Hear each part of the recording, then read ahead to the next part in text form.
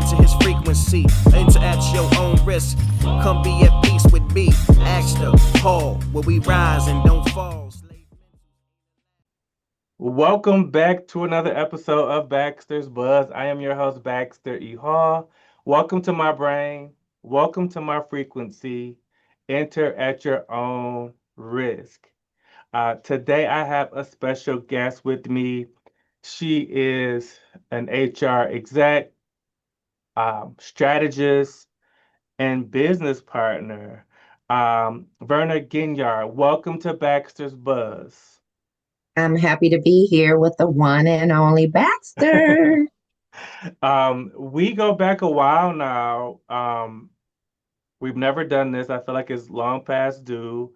Um, so yeah, let's just get into it. I mean, you since I've met you, you've been a high level HR exec, but talk about what led you to HR to begin with. Like, uh, most folks don't grow up thinking that that's the space that they're going to be in. So, like, what led you down the HR path?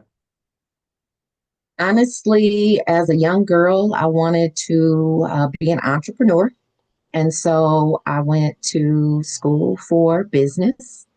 And my one of my teachers in college, she taught the entrepreneurship class, and I just loved her. I fell in love with her as a person, her teaching style. So I took any class that she offered, and one of the classes that she offered was labor relations. Mm, And I had no idea about the HR field being as diverse as it was.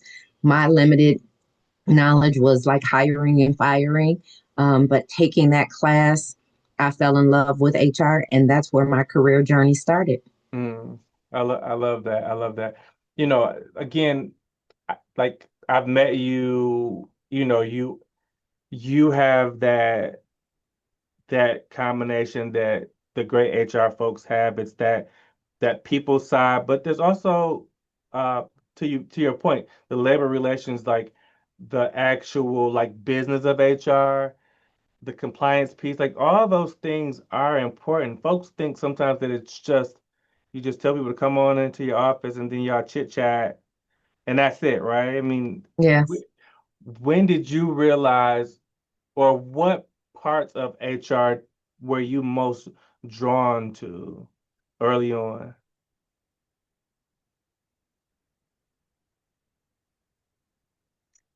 I would, I'm a people person. I absolutely love people. And I updated my DISC assessment literally today, Mm. and compared it to my DISC assessment 14 years ago, and it's the same. So some people could say, well, like, you don't have any growth, or it's just genuine to who I am. And it was the IS, the influence and steadiness. I have a genuine gratification in impacting people's lives. I Mm. do, making their lives better as an individual, making a department better, making an organization better. Seeing those results makes me feel good about what I do. So it's all aspects of people. Sometimes that's when you're hiring a person and giving them an opportunity that they prepared for, or even through circumstances that this is their first job out of prison, so giving them another opportunity, whether that is developing individuals for their career path. And so when they receive that promotion, I'm just as excited for them as they are for themselves. Um, it's all aspects of the people part. Some of that actually is termination, right? And so this is not a good fit for you. And so let's make the decision now to end the relationship amicably. Sometimes it's not amicably, but every aspect of the people, and that's where the human part is important to me. Yeah, no, well said.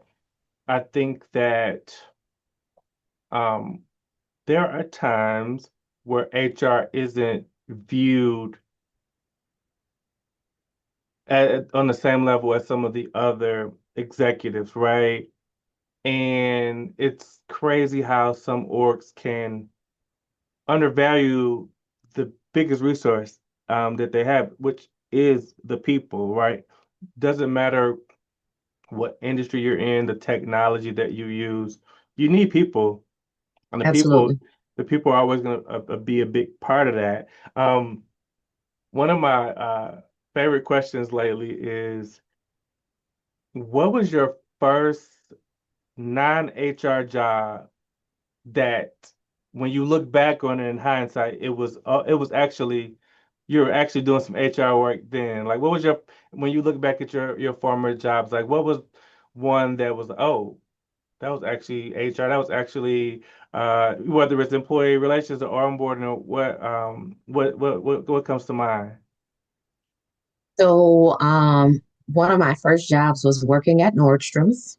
I was hired in the gift wrapping department Mm, for the seasonal holiday season, and because I did so well, I ended up with a full-time job working, for the company. I think it was in the boys clothing department or something of that nature. But when I think about it again, it's the people piece, right? It's understanding a person's needs, assessing what I have in order to meet those needs, and solving the problem. I heard someone say, and I've adopted it myself, that every problem is looking for a leader, mm, and I just happen to be that leader. mm. I love that. Me being, HR adjacent and partnering with HR in the space that I'm in, um, I value the people, the relationships. I value being able to help solve people's problems and sort of connecting them with those resources. Um, and it's not a transactional thing for me. And I know that's the same for you. You get invested. Um, and I think about the HR folks at my job. It's kind of like they're always happy to see you, because it's like they were a part of everything, right? They're a part of Mhm. that your initial onboarding. They're a part of, whether it's raises or reviews or celebrations and that sort of thing. And so I think about just that connection, that week of orientation that you sat in that conference room and went through the things and signed the documents, and questions about insurance and all that stuff. Is like you you have these moments with people, and you probably feel attached to them, like you said, whether they're being promoted, or whether they're asking you for what may be next in their career journey. It's probably like your little adopted kids almost, right?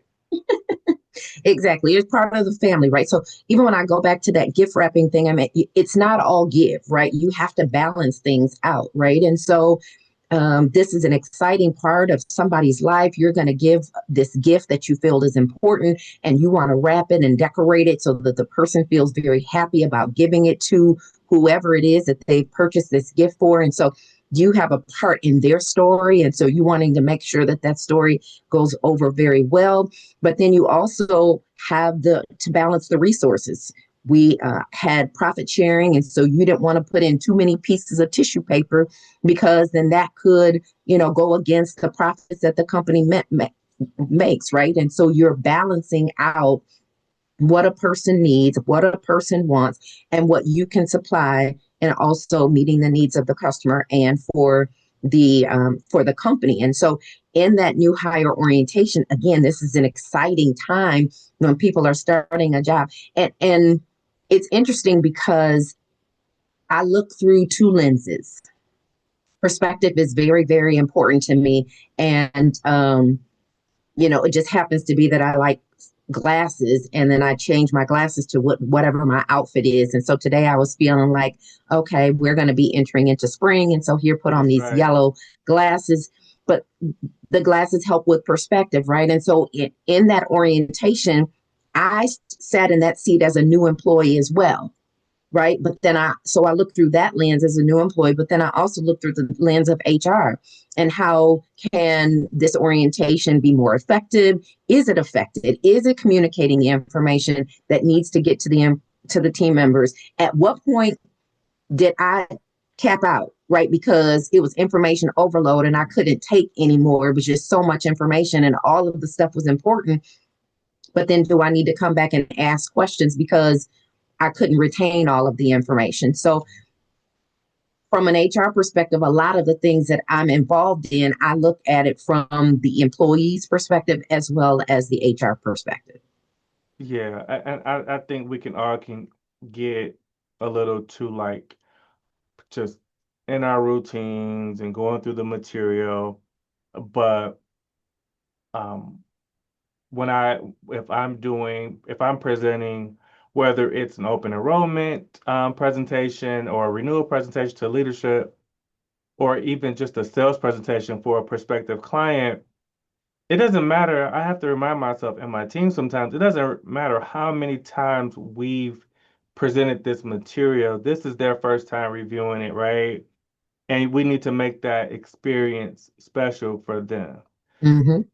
If I were to come to your company and present and be, considered being hired, you don't care how well I did in my last presentation. You want what you want, and so to make sure that every experience is special, as special as we can make it, I think it goes a long way. I think it goes a Mm-hmm. long way. Absolutely. When you talk about your leadership style, just in your communication style, I mean, how do you describe it, and um, how would you describe it, and how do you make sure? How do you feel about when people don't always share your vision, but you're leading them? So my leadership style is coaching and servant leader, right? And I read a book once before and I was trying to think of the name of it yesterday, but it we always talk about the golden rule, right? Treat people the way you want to be treated. The book talked about the platinum rule, which is treating people the way they want to be treated. And so in order to do that, you have to have conversation. Mm, You have to communicate with people. Michelle Obama said, it's hard to be mean to people you know.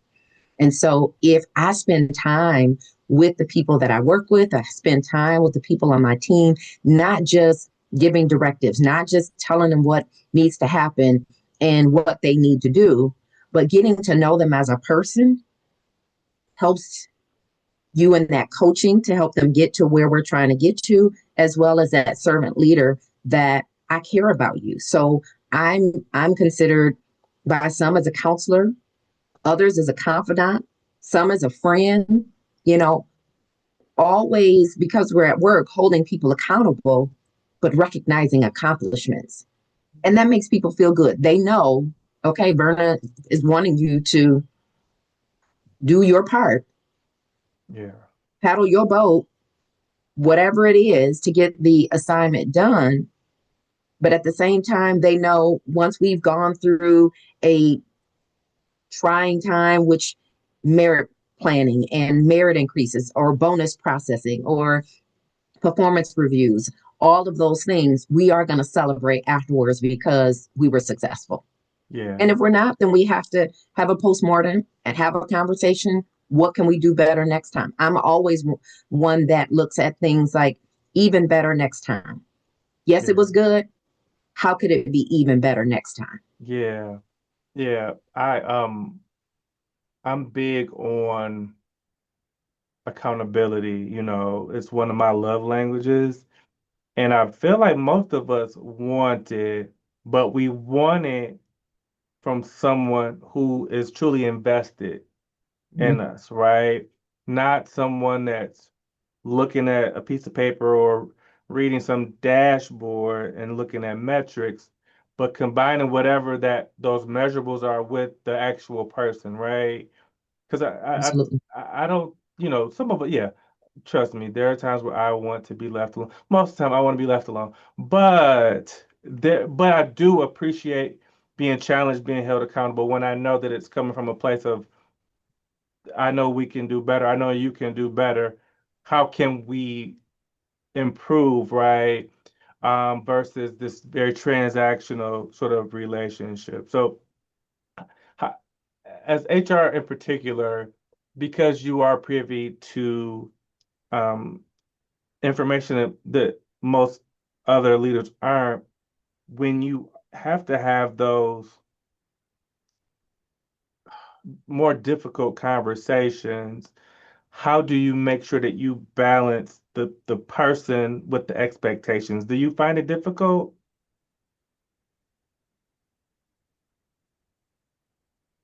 I believe 99% of the time, people want to do a good job. I do. And so when someone is not meeting expectations, it behooves the leader to find out why, right? Is there a disconnect because they interpret the goals and objectives different? Or are the goals and objectives not clear? Mm, Right? I meant in order to reach a goal, it's got to be clear, it's got to be written, it's got to be visible, it can't be vague. mm, Right. And so there have been times that I had one thing in my mind as to what the goal and objective was to be.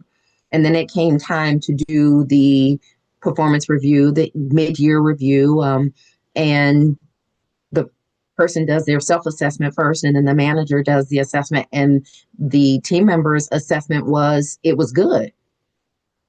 And what I had in my mind was different than what they had in their mind, but what they presented was they met the objectives, and based on their explanation, I couldn't deny the work that they had done or their interpretation of the objective. And so then you continue on to say, okay, yes, and. So mm. not but, yes, and, right? And I'm one of those too that doesn't wait until a mid-year review and a year-end review. I have one-on-ones with my team members on a regular basis, and even, touch point meetings with people that I need to collaborate with on a regular basis that don't necessarily report to me. Yeah, yeah. I think that perspective is important. You talk about where you are right now. I know that you are starting to take on some consulting and coaching clients. From talk about kind of where you are now and how you are still impacting maybe sort of individuals in a different type of role for you. Mm-hmm. So my HR career has been pretty fluid. Now, not without turbulence, because there's been some turbulence, right? I've been in job transition a couple times before. One company was doing a reduction in force, and a couple other times with position eliminations. And I'm one that typically would want to go back into an organization and work full time and contribute in that aspect. Here lately, with networking and meeting with different people and people that don't even know each other, a common theme that I was hearing was this fractional work, this consulting piece. And so I'm leaning into that a bit more. And my pastor last Sunday preached a message, work with both hands. Mm, So I'm doing this and that, yeah, meaning this is continuing to look for full-time employment with an organization in an HR leadership role where I can be strategic and lead a team and make meaningful business impact. And that is leaning into the consulting piece and offering the skills and experience that I've had over my career with different companies in all aspects of HR, providing those services to solopreneurs, small to mid-sized companies. yeah, yeah. I think the landscape is ever changing.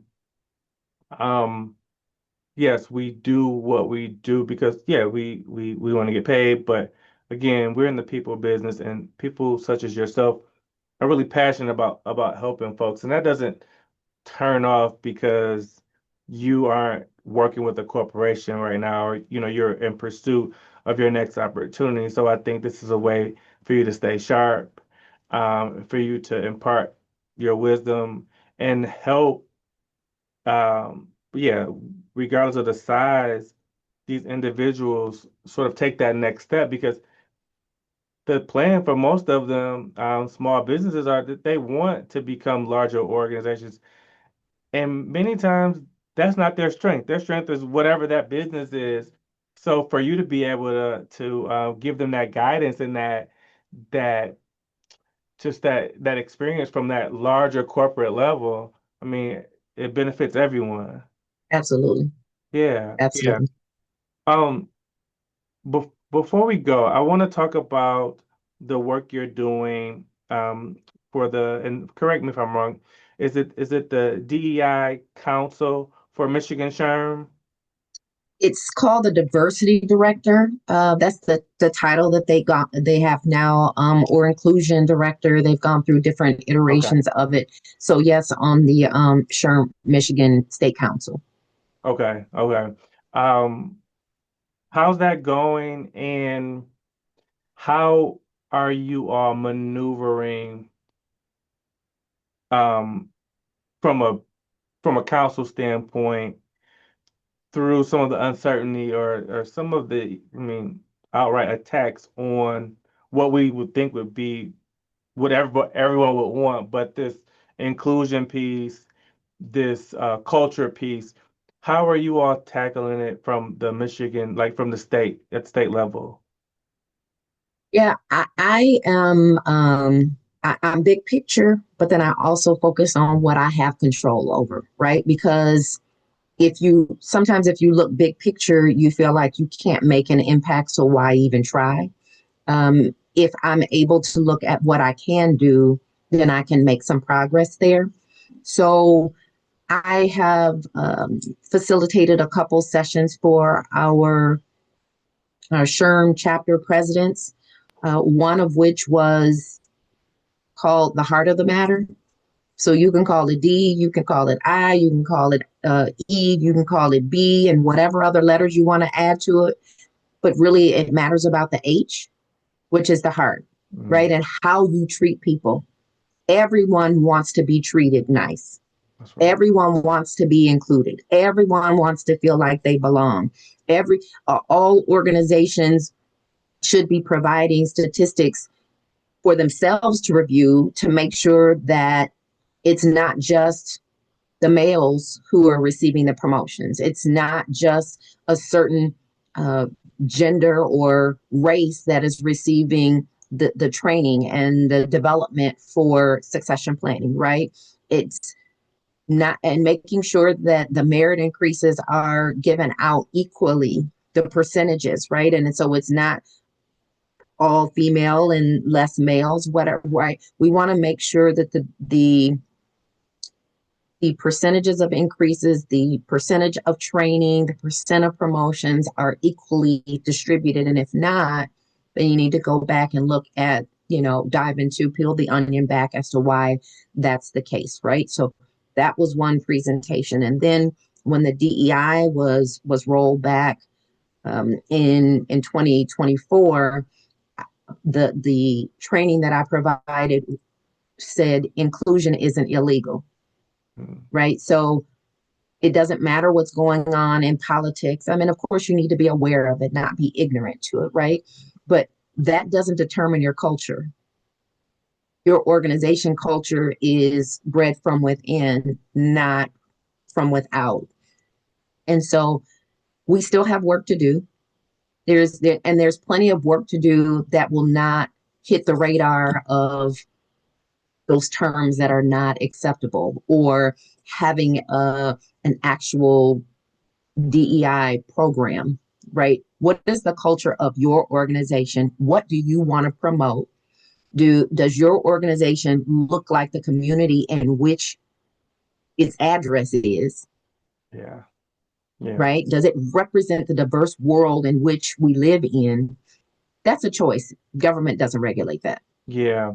I think, yeah, when you know, the some words or terms or acronyms can be divisive, but when you really think about the heart of it, everyone wants the same thing.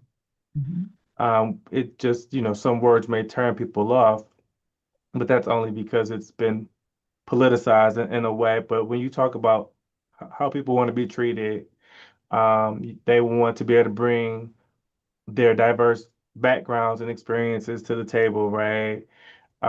They want to be treated equally, with the same sort of, um, they want to be heard at that table just like everyone else.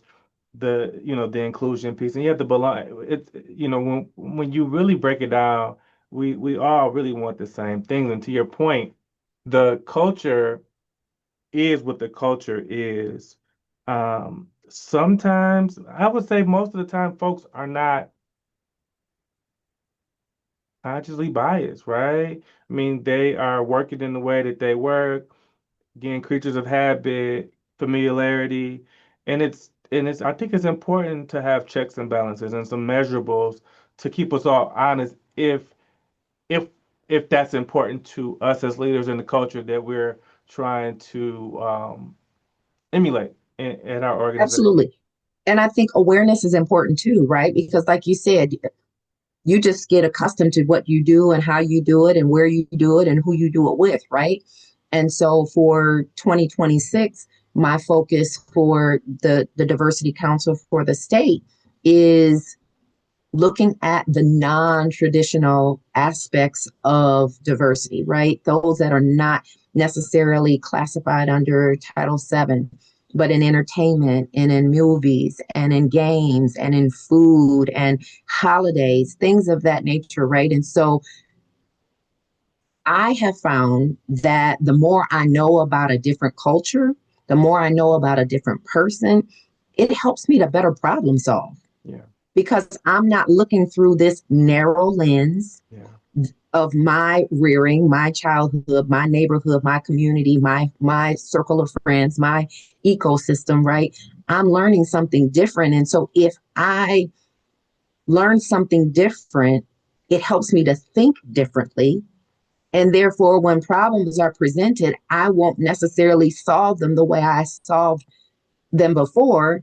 Now I have a different perspective and I can solve them in a different manner that obviously would bring about different results. the exposure is important, but the open-mindedness is where it starts. And it's again, it's hard to be mean or dislike people that you actually know Mm-hmm. when you're talking about big picture, this group or that group. It may be easy to just kind of lump everyone in, but when you get to know folks and you learn that they're attached to that one group or that, now all of a sudden it becomes personal. And if we're doing it the right way, we are moving and behaving differently with that additional exposure, right? Absolutely. And cultures are important, right? I had an opportunity to work with a diverse number of cultures. And while we all often get married, the rituals that go along with that connection, that dating, that the actual ceremonies are so very different. The end result is yes, marriage, but how you get there is so different. And so it again, if you recognize that it doesn't have to be the same way all the time to get the same result, it really, really opens up your understanding. Yeah. And it provides the more diverse think tank is, or organization, or association, the less blind spots that you have. And as we become more global in general, we want to make sure that we are, being mindful of the communities that we serve in, the clients, and how they may view things, not just how we view things. Absolutely. Yeah, Absolutely. yeah. Well, this has been great. The work that you're doing, you're clearly still busy and contributing in so many ways. Um, I just want to say thanks for I'm glad we made this happen. It feels like it's been long overdue. Well, I thank you. I thank you. I will tell you, my imposter syndrome kicked in. Like when after we had our initial conversation, I said, what did I let Baxter get me into? Like I've never done this podcast thing before. I know it's very popular and everything else. And so I went back and watched a ton of your podcasts, which I Oh my should have God. already having watched them anyhow. And it was very valuable information. And I said, okay, it's just a conversation, Verna. I said on video, OMG, okay, but you can do this because you like to talk. Yeah. Um, but I want people to understand it doesn't matter how successful you are in life, that imposter syndrome still pops up from time to time. And you just need to make sure you don't let it stop you. And I found that high achievers, they doubt themselves, while underachievers doubt the opportunity. Mm, Right. And so um it just depends on how you see yourself mm. and how you want to show up. And I want to say, having watched the other sessions, Baxter, you are an amazing person. I count it a privilege to know you and the information that you're sharing, the great people that you have. I've gotten to know some people that I didn't even know existed, and other people I've gotten to know them a little better having watched your podcast. So thank you for including me. Well, thank you. I need to make sure we clip that for like a little commercial or something. And that was all voluntary. No, truly thank you. I've been blessed to have just so many great conversations with so many great people. You are part of the crew now, so thank you for your wisdom. Um, and I told you it would be just like when we talk any other time. It's important for me to make sure that if just one additional person gets exposure to you, gets exposure to the wisdom that you have, your perspective on something, then I've done my job. So Wonderful. yes, yes. Well, on behalf of Verna, I am Baxter E. Hall. I don't even know what to say after that. I mean, you really closed it out, but I will say that for those watching or listening, you all are capable.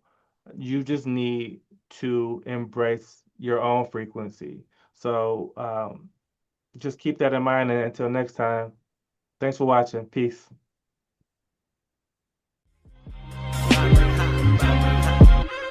Welcome into his brain.